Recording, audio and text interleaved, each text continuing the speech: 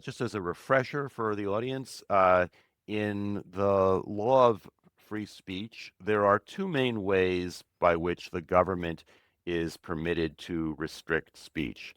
First, there are a certain number of so-called unprotected categories. I mentioned them earlier: fighting words, true threats, incitement, imminent incitement to violence, a bunch of these things. And then outside of those categories, the government can restrict speech so long as it satisfies strict scrutiny, although that's very difficult to meet for laws that target the content of speech.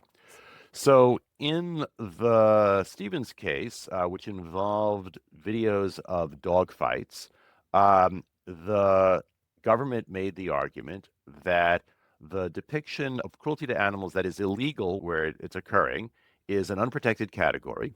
And they said it should be such an unprotected category for the same reason that child pornography is an unprotected category, which is that in order to produce the material, people are engaging in illegal acts. And it's very hard for the government to detect those illegal acts directly. So the way that the government can address that is by drying up the market for the end product. And that is certainly what the court said in the Ferber case, which is the leading case involving child pornography. Supreme Court rejects it, and in the course of rejecting it, Chief Justice Roberts makes what I think is just a dishonest claim, and that claim is that the unprotected categories are not unprotected because they lack value based on some sort of utilitarian balancing, but because historically these were not protected by the law. And so when the framers and ratifiers adopted the First Amendment containing protection for the freedom of speech, they had in mind only those categories that were protected.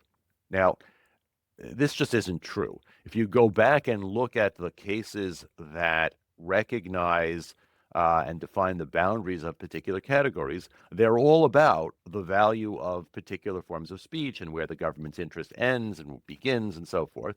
And that's especially true of child pornography, which was not a recognized category, until the late 20th century, and which was based entirely on this same kind of argument as was offered in defense of the law at issue in Stevens.